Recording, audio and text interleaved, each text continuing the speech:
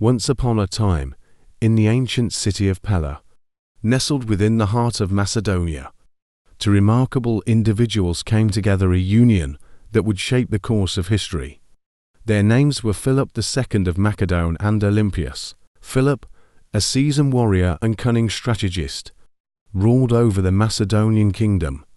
His ambition knew no bounds, and he dreamed of uniting the fractured Greek city-states under his banner.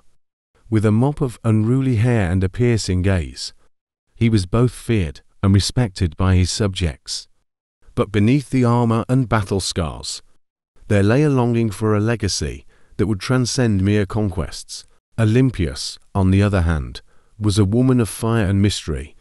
Born in the rugged region of Epirus, she possessed an otherworldly beauty that captivated all who beheld her.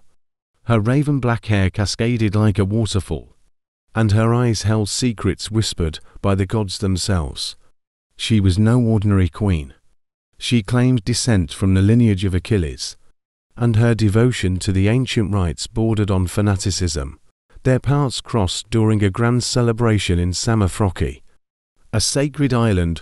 Philip, fresh from a victorious campaign, caught sight of Olympus as she danced barefoot on the moonlit shore.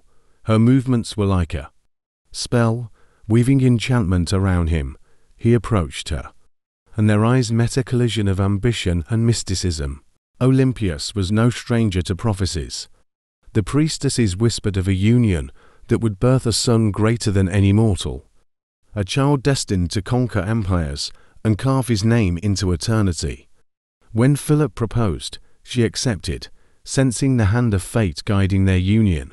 Their wedding was a spectacle, amid torches and incense. They exchanged vows, and the heavens wept tears of joy. Alexander, their firstborn, arrived soon after, a child with eyes that held the wisdom of ages, his tiny fists clenched as if ready to grasp the world. But theirs was no ordinary marriage. Olympus, fiercely protective, wove spells to shield her son from harm. She whispered ancient incantations over his cradle, invoking the blessings of Zeus and Hera. Meanwhile, Philip plotted his conquests, leaving his young family behind as he marched toward distant lands. Alexander grew amidst intrigue and ambition. His tutors included the great philosopher Aristotle, who nurtured his mind and kindled a thirst for knowledge. But it was his mother who shaped his spirit. The tales of gods and heroes, the scent of incense, and the echo of prophecies, she taught him that he was more than a prince. He was a vessel for destiny. As Alexander matured, he inherited his father's military genius and his mother's mysticism. When Philip fell to an assassin's blade, it was Olympus who whispered, "You are the heir to a world waiting to be conquered." And so, with the sword of Achilles at his side, Alexander embarked on his epic Odyssey, a journey that would echo through eternity. But what of Philip and Olympus? Their love had burned bright, but ambition had torn them apart. Philip died in battle, and Olympus, her eyes haunted by visions, retreated to the shadows. Some say she communed with serpents and sought solace in the ancient temples.